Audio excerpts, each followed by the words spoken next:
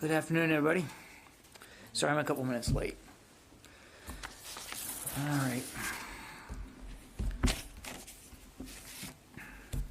Got a couple of things at the top here for you, and then we'll get right at it.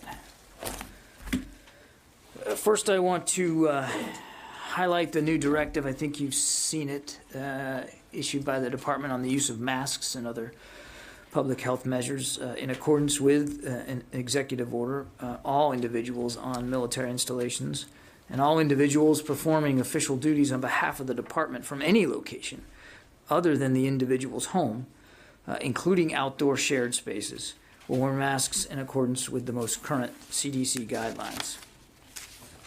All individuals on military installations will also continue to practice social distancing in combination with other everyday preventative actions to reduce the spread of COVID-19. The full memo is available online if you care to see it. We certainly encourage all our employees in the department to make sure that they've looked at it. As I think you've heard, the White House COVID task force announced this morning that the Secretary Austin, has approved 1,110 active duty service members to support 5 FEMA vaccination centers. A team of 222 personnel will support each one of these mega sites. I think you know there's 2 different types that FEMA is working to establish in areas of the country. I'm talking in this particular case of the mega sites. These teams will include medical and support personnel. It'll be largely medical personnel. Details for the exact sourcing of the requirement is now at the service level. I'm not able to read out to you specifically how each of these sites will be sourced. That's working at the service level right now. And of course, it always relies on, we are supporting FEMA, and FEMA will determine which site each team supports. I will continue to work closely with FEMA to scope additional requirements. FEMA and the department will jointly determine when DoD vaccination capabilities are no longer required. Now, also, as you may have seen yesterday in the Secretary's statement after President Biden's speech, the department will conduct a global force posture review of U.S. military footprint, resources, and strategies. This review will help inform the Secretary's advice to the Commander-in-Chief about how we best allocate military forces in pursuit of our national interests. The review will be led by the Acting Undersecretary of Defense for Policy in close coordination with the Chairman of the Joint Chiefs of Staff, of course. We also will, as the Secretary indicated, consult closely with our allies and partners as we move through this review, and we expect to have it completed by mid-year. For a couple of readouts. Earlier this morning, Secretary Austin spoke with His Excellency Ashraf Ghani, the President of the Islamic Republic of Afghanistan, to reaffirm the United States' commitment to an enduring U.S.-Afghan partnership. Secretary and President Ghani discussed the shared sacrifices of U.S. and Afghan forces in the field and the importance of the Afghan peace process and the imperative for a negotiated settlement to end the war. In closing, both the Secretary and President Ghani emphasized the importance of seizing this opportunity for peace. This morning, Secretary Austin also hosted Avril Haines, the Director of National Intelligence. The two spoke about the importance of collaboration between the Department of Defense and the intelligence community.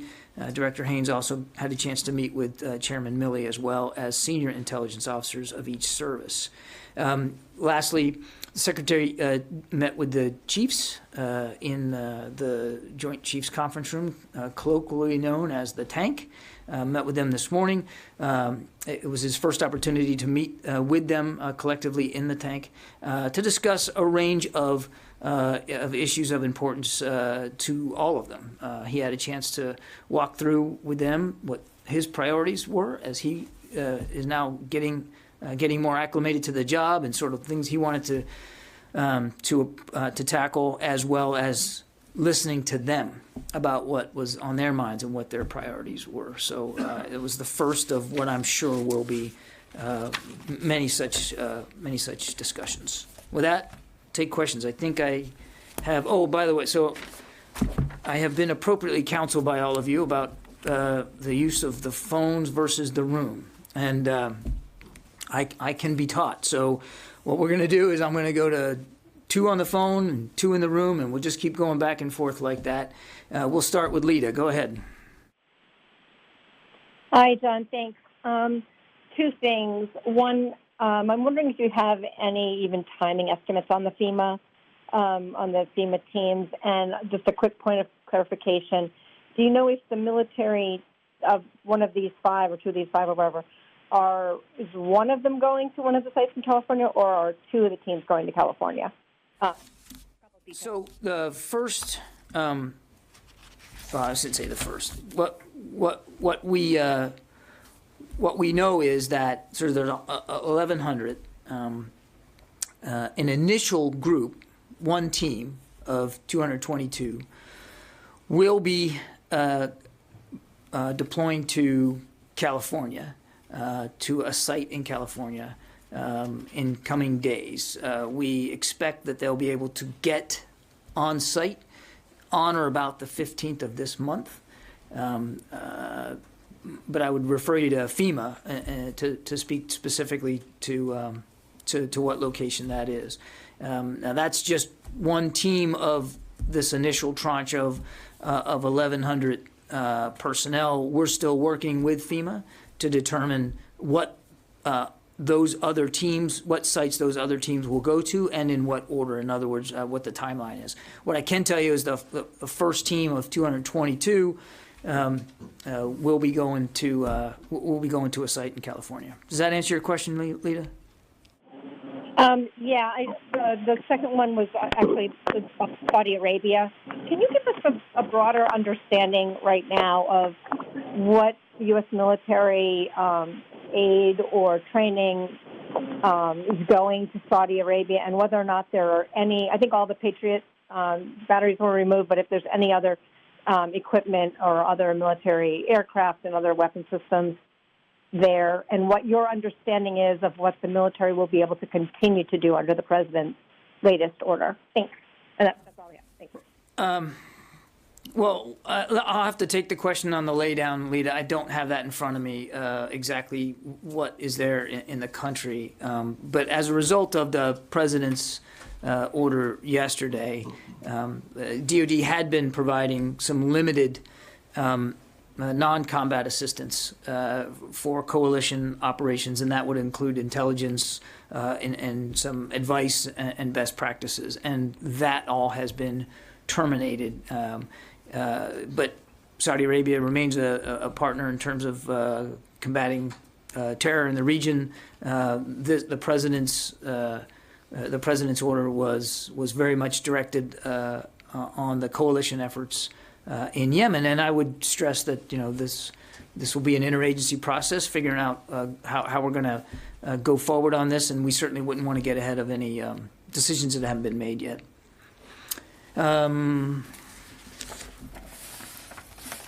Now I need to put my glasses on. You guys have got to write this in big font from now on.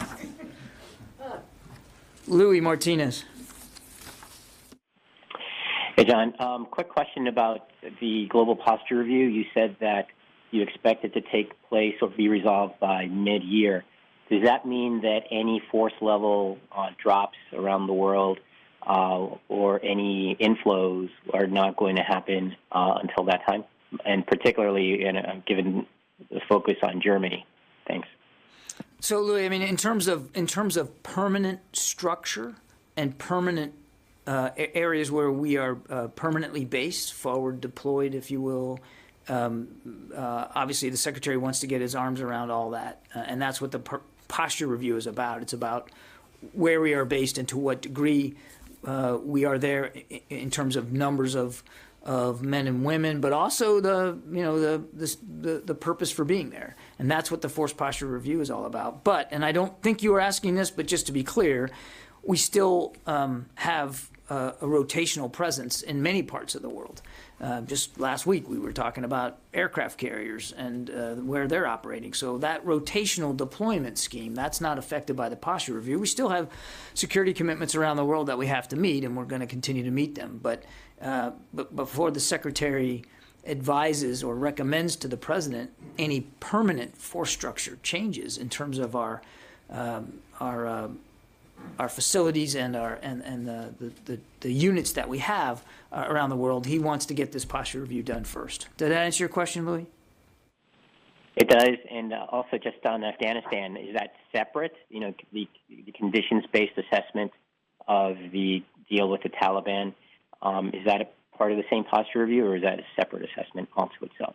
That's obviously an area of current operations, Louis. So I mean, I think we will be the administration will be reviewing future force posture in Afghanistan in a way that's commensurate with what we're trying to get done in Afghanistan. You know, trying to end this war in a responsible way, and it'll be done in concert with, of course, our NATO partners that are there on the ground. So I wouldn't go so far as to say it's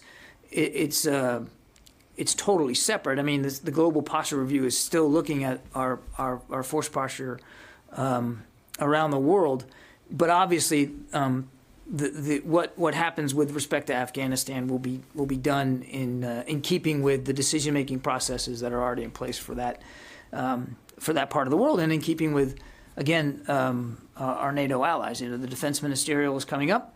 The Secretary intends to participate, and obviously this will be a key topic of discussion inside that venue as well. Lucas. John, how does an unarmed adult male break into a plane at Andrews used by the Vice President, Secretary of Defense, and other top government officials? That is exactly what the Air Force is investigating now. I think everybody's taken this very seriously, and the Acting Secretary of the Air Force and the Air Force Chief of Staff are going to order the Air Force Inspector General to fully investigate this issue. Everybody takes seriously what happened, and they will do a thorough investigation. And I'm sure they will learn things out of this that we'll be able to share with you. I can also tell you that clearly they've adjusted some of their security protocols at Andrews this morning. Won't go into the details of that, of course. And I might add, and I didn't say it when I first mentioned it, but this investigation by the Air Force IG, this review and investigation, will also include their installations worldwide. They're not just going to limit it to Andrews. I mean, clearly they're going to investigate this incident, but they're also going to take a look at security protocols across the force. How long was this guy on the plane? I don't have exact details about this, Lucas. I would refer you to the Air Force for more specific details about this. A description of the suspect. We just heard unarmed adult male. Any more than that? I don't have anything more than that. Again, that's really for the Air Force to speak to. But again, everybody's taking this seriously. The Secretary's taking this seriously, and we'll leave it to the Air Force to investigate this and report out. Yeah, Orrin. He was arrested on outstanding warrants. Do you know what those warrants were for? And just in terms of, this seems like a pretty big failure or a screw-up, letting this happen and letting him get onto the flight line and onto a C-40. I don't know about, I've seen reports about existing warrants, Orrin, and I'd refer you to local law enforcement for that. That's not the kind of thing that we would have knowledge about. And again, I think it wasn't a question you asked, but to your point, everybody in the department, and certainly everybody in the Air Force, understands what a serious matter this is. They have made adjustments to their security protocols at Andrews. They've now ordered a full investigation of it, and they've gone a step further and ordered a look at all the security protocols at installations worldwide. So let's let them do their work. Let's let the investigators finish what they need to finish. We'll learn things, I'm sure, about this, and I have every confidence that the Air Force will share what they've learned with you when they can. Okay, I got to go to the phones now, or I'll get in trouble. So, let's see, Phil Stewart, Reuters. Thanks, John. Just quickly following up on Afghanistan. So did Secretary Austin raise the May deadline with President Ghani, and did he exempt the Afghanistan from this global posture review? I'm not totally clear on where it fits in there. And I have a quick question about the mask mandate, too, when done. Clearly they talked about, as I said in my readout, they talked about the importance of the peace process. And they talked about the importance of this being Afghan-led. They talked about the enduring commitment that we have to Afghanistan writ large. I won't get into specific discussions, as I said, about force posture because no decisions have been made on force posture at this time. When I think I don't want you to get hung up or wrapped around the axle on whether Afghanistan is or is not in the global posture review.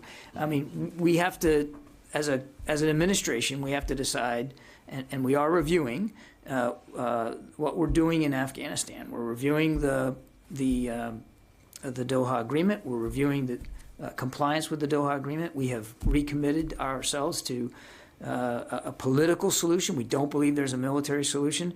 And that process of review is ongoing. Will it inform or potentially inform the global posture review? Possibly. But I don't think, I would not, I don't think it's useful to think of this in a binary way. It's in or it's out. There is an interagency process going on to review what our future is going to look like in Afghanistan. We've already said that while no decisions have been made, that decisions will be conditions-based. And to the degree that that work informs the posture review, well, that's to the benefit of the posture review. But we just, I mean, I wouldn't try to look at it in such a binary way. Does that answer your question, Phil? Yeah, thanks. And then on the mask mandate, could you just give us a sense of what drove the change in the mask mandate in general? And is there going to be an exception made for all briefers, including yourself? What drove the mask mandate was the President of the United States, who issued an executive order that there was going to be the wearing of masks on all federal properties, and you're on federal property right now. So that's what drove it, was the President's executive order. Although I would hasten to add that the Secretary fully supports that. I have. As my colleague at the White House has, I have a waiver to not use a mask for the purposes of briefing you, to make sure that we're doing it with clarity and concision. So I wore it on the way up here, and I will wear it on the way out and for the rest of the day. But in the act of conducting a press interaction like this, I have been given a waiver not to wear a mask. Let's see. Dan Lamoth. Yes, thanks for your time. Two follow-ups on the stand down related to extremism. The first one, we've seen these in the past for other issues like sexual assault and suicide, but on a force-wide level, can you provide some context for how frequent they are, maybe other issues where it's come up? And then second follow-up, we've seen a number of critics suggest in the last couple of days that this extremism focus in the military amounts to sort of a political litmus test to root out conservatives. Can you just address that in general? Thanks. Yes, sir. Can I just ask you for clarification on your first question? How frequent are stand downs? Is that what you're asking, Dan? I'm aware that they're common in general, sort of, within units, within the service, but I'm talking the force-wide, DOD-wide level stand downs that we're seeing this time. Dan, I will. I'm going to have my staff. We'll take your question technically because it's a good one, and I don't have that kind of data in front of me. I don't even know if it exists. But so let me get back to you on that. But I won't challenge your assertion that they are rare. DoD-wide stand downs are not something that we do frequently or often, and I think in this case it points to the seriousness with which the Secretary and the leaders here at the Pentagon are taking this particular issue. But I owe you a better answer on frequency. On your second question, the argument that this amounts to some sort of political litmus test, that is absolutely unfounded and untrue. What first of all, we have this isn't sadly is not an issue that we haven't dealt with or tried to deal with in the past. I mean, one of the last instruction that was written on this, and I think I've talked to you about this, was back in 2012, and I assure you that this issue predates 2012. You heard the Secretary himself talk about when he was in command of the 82nd Airborne down in Fort Bragg, an issue they had with skinheads in the unit. And that was when he was a lieutenant colonel back in the mid-90s. Sadly, this is not something that is new. That said, and as I mentioned the other day, I think the events of January 6th certainly galvanized a sense that it is still in the ranks, still a problem, we, as evidenced by the events that day, we've got to, we've got to take a turn in terms of rooting it out. So it's not about politics. We encourage our troops to vote. We encourage them to register with the political party of their choice. We go out of our way to make it clear that they get a vote, they get a voice in the political electoral process in this country because they're American citizens. It's not about what you believe. It's about what you do with those beliefs. It's about how you act with those beliefs. And when you start acting on those beliefs, whatever they are, and not all extremists in the military are motivated by politics, but whatever the motivation is, when you violate good order and discipline, when you violate the UCMJ or you violate civil laws, then we got a problem. And that's what the Secretary is trying to get after. I will say, and I will say this every single time I get asked about this, because it's really important, the vast, vast majority, the 99.9% of men and women that are serving in the military do so with honor and character and integrity and are upholding our values every single day. And they're putting themselves in harm's way. And sometimes they're doing that right here, not very far from where we're standing. And I think it's important to understand that this is not, while it is troubling, and while we are worried that the numbers may be more than what we'd be comfortable seeing them be at this point. I mean, obviously the number should be zero, but I'm saying that the numbers may be bigger than what we may think. That's what the Secretary wants to get after. It doesn't mean that it's not still a problem worth going after. It doesn't mean that even though the numbers may be small, that it's not an insignificant issue to deal with. Did that answer your questions, Dan? Yes, thank you. Okay. Tom? John, I want to get back to Saudi Arabia and what you said about you're going to start providing intel and also best practices. I understand the intel was basically defensive in nature. Someone's going to shoot a missile, the Houthis going to shoot a missile at Saudi Arabia, and the best practices included how to prevent civilian casualties. So if you're getting away from both, won't it make matters worse with harm to civilians and so forth by getting rid of that assistance? We have made it very clear over a long period of time that we need to see a more serious effort by the Saudis to address the problem of civilian casualties. And again, I wouldn't get ahead of an interagency process on this, on sort of what's the next steps. Clearly, one of the things driving this decision by the administration is the humanitarian crisis in Yemen and how serious it is. And I would also remind you, Tom, that our support to Saudi Arabia isn't just military. I know that's what we're here talking about, but there's other components to the bilateral relationship with Saudi Arabia. And Saudi Arabia does have a legitimate right to self-defense. And they have suffered attacks on that southern border. There's no question about that. What we're talking about here is coalition offensive operations in Yemen, operations that the administration believes have contributed to and made much worse what is already a human catastrophe. And again, I don't want to get into any more specifics other than to say that DOD, we have a role in in the president's directive, and you know, we're going to carry that out. We also have a role, and we'll carry out the interagency discussion going forward on this, and what the outcomes look like long term. You see how it can make matters worse if you're not providing assistance on how to prevent civilian casualties, and you're not providing specific intel that would help Saudi. They're going to go after this problem anyway. And it could be worse without that key support. Yeah, again, I take the point. I take the point, and everybody's concerned about civilian casualties, and that has been expressed to the Saudis. I don't want to get ahead of future decisions. Laura? So just one follow-up on Yemen, and then I have a different question.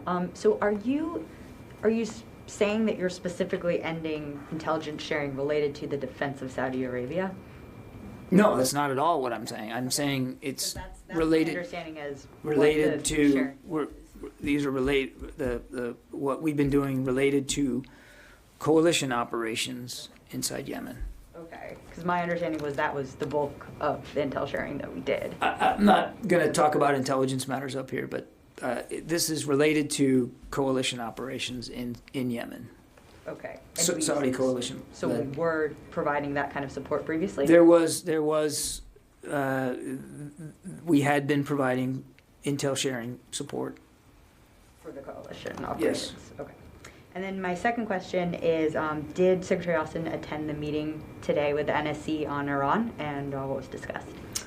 I'm not going to. I think I'd refer you to the White House for readouts of meetings that are hosted and chaired by the NSC. That's not for us to read out here. Did Secretary Austin attend? I'll let the White House speak to NSC meetings and the pace of that. Let me go back to the phones as I promised.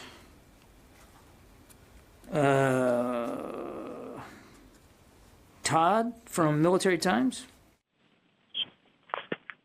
Thank you. You've answered my questions already. Thank you. Good. Okay. Bonus. Let's see. Jeff, task and purpose.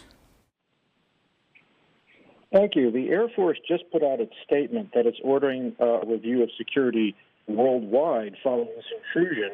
I'm wondering, what is it about this particular incident that warrants some kind of worldwide evaluation when it hasn't happened in past intrusions, like when the security forces airman put 5 rounds through a door because he couldn't open it? That's a question that's really better placed to the Air Force. It was the acting Secretary of the Air Force and the Chief of Staff, General Brown, who ordered this review of security protocols worldwide, and I think the Secretary has full trust and confidence in their ability to take a look at what they believe they need to look at for security purposes, and we would refer you to the Air Force for more on that. Let's see, Jared from Al Monitor. Track how many service members are declining the COVID vaccine, but we've learned there's actually a form, DHA 217, that each service member has to fill out, DHA form 207, indicating whether they have the vaccine or not. Given that, can you give us updated numbers on how many service members have declined? Jeff, I'm sorry, but I only caught the last 5 seconds of that question. So can you repeat it for me? Oh, sure. Previously, we've been told that the Defense Department doesn't track the number of service members who've declined getting the COVID vaccine. We've learned there's actually a form called DHA Form 207 that service members have to fill out, and it indicates whether or not they accepted the vaccine. So given that data is available, can you provide us an update on the number of service members who are refusing to get inoculated? I have an update on that, Jeff, and I don't know. I honestly don't know the protocols in terms of what a service member signs or doesn't sign when they elect not to get the vaccine. So I don't know if that kind of you said that data is available. I don't know that it is, but I'm happy to have my staff take that question and we'll do some research on it. Let's see. I had one more on the phone here. Jared from Al Monitor. Hi, sir. Thanks so much for doing this. Just a quick question. Yesterday, a United Nations report reported that al-Qaeda in the Arabian Peninsula's leader had been captured back in October. I'm wondering if you can confirm U.S. involvement in the operation, what this al-Qaeda figure's location is now, and any further details on that. I'm afraid I can't help you with that from the podium today. Again, we'll take that question. I'd also refer you to Central Command. Perhaps they can help you better, but I'll pull the string here and see if we can't be useful. But again, I think CENTCOM's probably the best place to go. Yeah, go ahead. Captain Kirby, I have several questions about transgender military service. I saw the statement the Secretary put out after the executive order, but I thought it lacked clarity and a timeline for both transgender enlistments and the military health system paying for transition-related care and surgeries, just as it would for any other medical procedure. Will you affirm the Pentagon will get to both of those outcomes? Well, I'm not sure I agree with your characterization that it lacked clarity. I mean, it was pretty clear that from the Secretary's statement that if an individual meets all the other fitness and academic requirements to join the military, transgender identity will not be a bar. So it was pretty clear in there that that recruitment and accessions will continue. And he also talked about reversing the decision by the previous administration about not providing associated and appropriate medical assistance and care for those undergoing transition. Now, what does need to be done, and I think I'm getting at the larger part of your question, is, I mean, he gave the department 2 months to come back to him with more specific implementation guidelines and procedures and protocols. This had been started, as you know, in 2016 and then more abruptly stopped in, I think, 2018. I could be wrong about that. So a lot of that muscle memory that had been in place in 2016 was gone. And he wanted to give the department a couple of months to get it back, right? And that's what's going on right now. And I'm sure that once we get that, and we've been able to solidify the recommendations going forward, you'll see us put out what the specific implementation on all the aspects of transgender service are.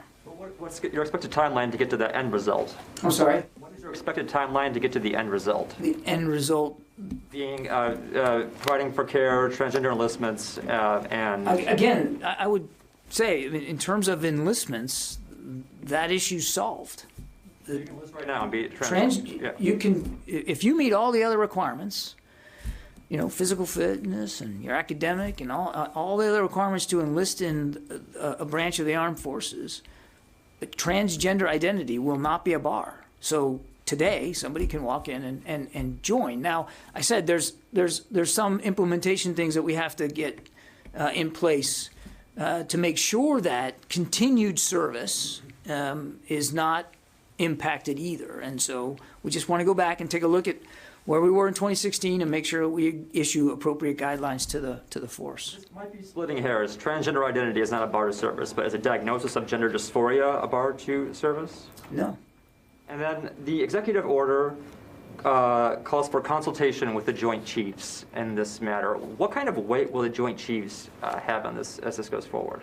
The Joint Chiefs are also service chiefs. They have significant Title X responsibilities to recruit, to retain, to train, to equip. And that's by law. They are the service providers to the combatant commanders around the world. So they have a very large vote and a voice with the service secretaries, of course, the civilian oversight, in how these policies will be implemented going forward. Again, we're on our way here, and I think in a couple of months we'll be able to provide more detail. Well, you said vote. That implies that they might be able to vote certain things No, down. don't read too much into the word vote. What I meant was they have a voice in the policymaking process. They are integral. The service secretaries and the service chiefs are integral to implementing and executing the policies that the secretary has now ordered. And that will happen, and we will consult with them as we move forward, and they will they will provide their best advice about how to implement. I think you may be getting at this idea that they're going to somehow resist or are not in favor of or will find a way to, a block or stonewall implementation, and that's just not going to happen. That's just not going to happen. I know somebody wants to move on. I have one last question. Did this issue come up today at all in the tank? And who is spearheading this effort? I'm not going to read out specifics of the discussions between the secretary and the service chiefs in the tank. But I think I can be wrong about this, so check me. But I think in the memo that the secretary signed, he put the dot on the Undersecretary of Defense for Personnel and Readiness to lead this 60-day implementation review. Tony? Can you talk about the cost to mobilize the 26,000 National Guardsmen and women to protect us from extremism? What's the going bill right now? I heard it's about $480 million to $500 million. I think the Army put out a number on that. They didn't put out anything. They've deferred to you, I guess. I don't think I have that figure here. Let me just check. But I think we can get it to you, Tony. I'd like a breakdown too. I think, well, the public. I'm sure you would. Is that incurred costs or is that an estimate through April or through how long they're going to be? Yeah. Tony, let me get back to you. Another taking question. I think that's an easy one. I just don't think. China, USS McCain transit question of did General Austin, Secretary Austin sign off on the McCain's transit of the Taiwan Strait and then going into the South China Sea, or was that a pre-planned Indo-PACOM exercise? It did not require a specific sign-off by the Secretary of Defense. Okay, thank you. All right, let's go back to the phones. Follow up on that. Why are you still doing those operations, John? Why are we still doing those? Well, I mean, we have an obligation, have many obligations in the Indo-Pacific theater. One of them is to, of course, reinforcing and supporting the navigation rights and freedoms of all countries in accordance with international law. And that's why we continue to conduct what we refer to as freedom of navigation operations. These are international waters. And I think it's important, we believe it's important, to demonstrate that we support the idea that these are international waters and that we, like every other nation, has the right to operate, to sail, to fly in international maritime space and airspace. Okay. Jillian. Hi, thank you so much. I do have a question about those mass vaccination centers that were announced today. Do you have any idea where the troops will be coming from? What bases, what installations, what locations around the country? And do you have any idea of, you had mentioned 2 of the 5 will be in California. Where are the other 3 to start out with? I'd refer you to FEMA for specific locations. What we can say today is that the initial, the part of the initial group of 1,110, so roughly around 222, that initial tranche, will be going to a site in California. I would refer you to FEMA to talk specifically about what site that is. And as for what units are represented in this initial group of 200 and where they're coming from, I don't have that information right now. As I said at the outset, the military services are sourcing that right now, and I'm sure when we have more information about that, we should be able to provide it. I don't think that would take very long either. As I said, the goal here is to get this initial team of 200 on site on or about the 15th of the month. So, a little bit more than 10 days away. Dan. Going back to the earlier question about extremism in the ranks, where do you draw the line, right? So if a service member is, for example, expressing their views that the current president wasn't somehow legitimately elected, versus maybe someone who's actually advocating violence. Do you draw the line at advocating violence? Extremism is a hard thing to, it's subjective, obviously.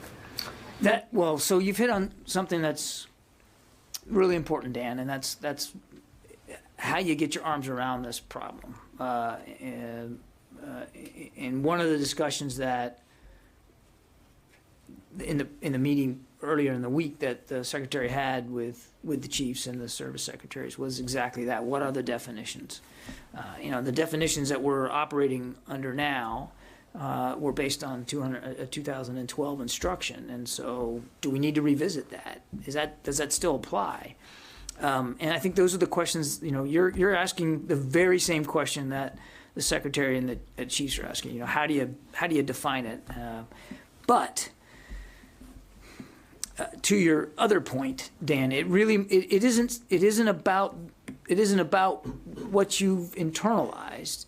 It's how you externalize those beliefs, and when the externalization of those beliefs threatens or does harm, when it affects the good order and discipline of a unit, then it becomes something that leaders have to have accountability measures in place to deal with, and so that's to you ask me where do you draw the line. That's where we are currently at. But again, in terms of what is and what isn't, extremism is something that I think that we all agree we need better definition on, and I don't just mean that in the vocabulary sense of the word. Sorry, one separate question on the vaccinations. I understand you can't say how many people have decided not to do it, but at what point, is there a concern that you don't get enough of the personnel vaccinated, and you actually can't protect the force if enough people decide not to do it? Well, so we have to remember it's a voluntary vaccine, and we have to be mindful of that. We want, obviously, to protect everybody in the force, and we want them to have the opportunity to make this decision for themselves. I can tell you that as of today, as the 5th of February, we've administered 76.4% of all the vaccines that we have on hand. So it's a robust process, and it's getting more robust every day.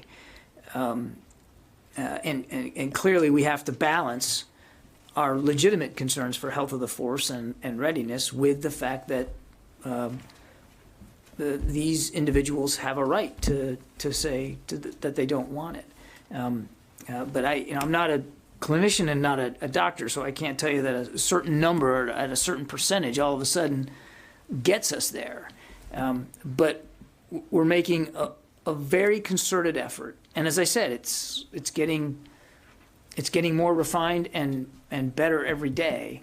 But we're making a very concerted effort to make the vaccines available to as many people in the workforce as we can. So let's do a quick follow-up on extremism. Those 2012 regs you talk about, so you can be a member of one of these groups, right, but not an active member. Is that something you're going to look at, that maybe you shouldn't even be a member of one of these groups? I think it's safe to say that the Secretary wants the leadership here to look at all components of this, and I certainly wouldn't rule that out as one thing that they're thinking about is how do you get your arms around membership in these groups. You're right. Right now, membership is not considered inconsistent with service in the military, and it really is about what you do with that membership. I'm not going to be predictive one way or the other about where this discussion is going, but I think membership in these groups is certainly something that I would expect for them to look at. Yeah.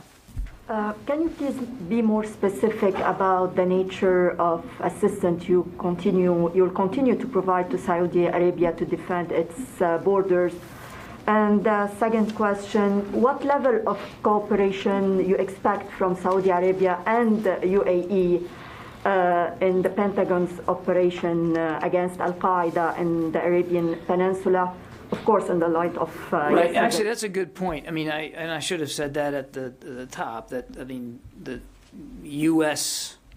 operations against ISIS and Al-Qaeda will continue, that this decision is not affected by that. I think you're asking the same question Lita asked about the panoply of things that we still cooperate with Saudi Arabia with in terms of a bilateral military-to-military relationship, and I'm just not equipped right now today to answer that, so we'll get it to you just as we promised to get it to Lita. Let me go back to the phones here.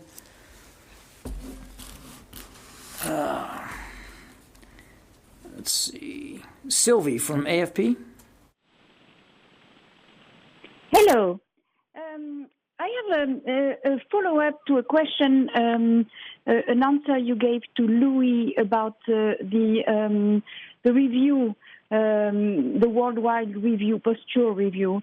Do you know how many troops, U.S. troops, are actually in Germany right now, and if any withdrawal started already under the previous administration?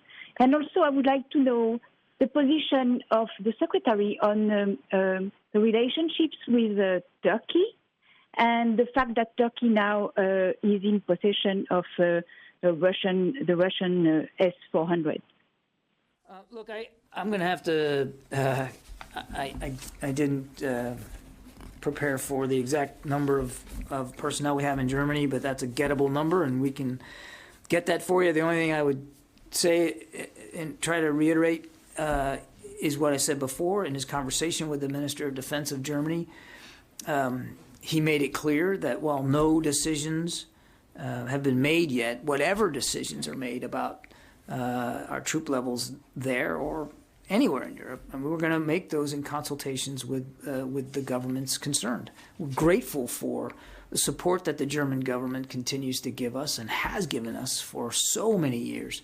And we will absolutely make sure that they are properly consulted if or when there's any changes to be talked about.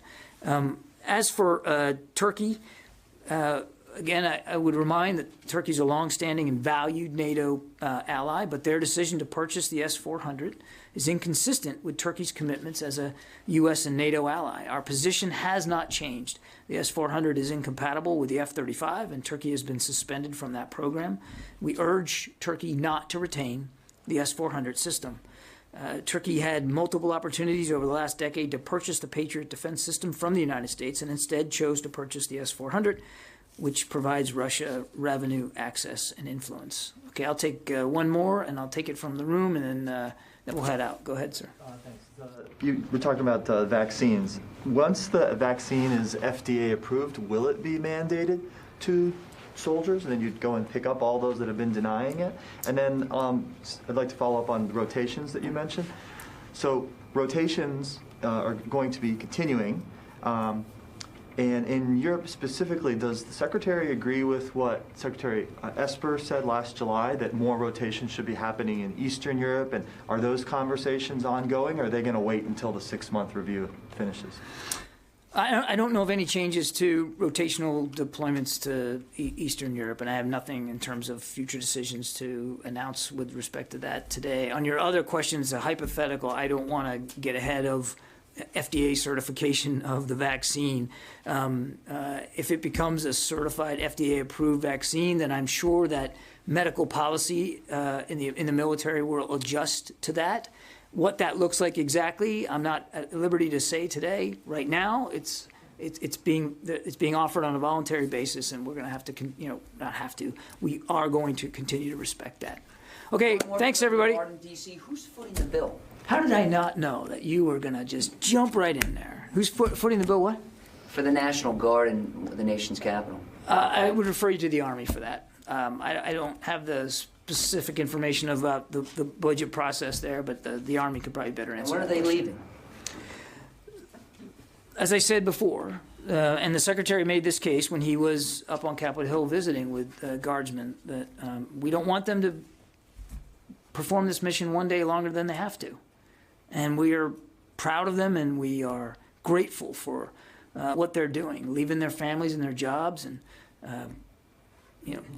guarding our Capitol grounds in some cold, nasty weather. And it was inspiring, at least for me personally, to see them out there. It makes you proud, but we don't want them there one day longer than they need to be. And as I told you before, as long as the Secretary believes there's a valid requirement that we have to meet at the request of federal and local law enforcement as well as the city, we're going to do that. Okay, thanks everybody. I appreciate it. Thank you so much.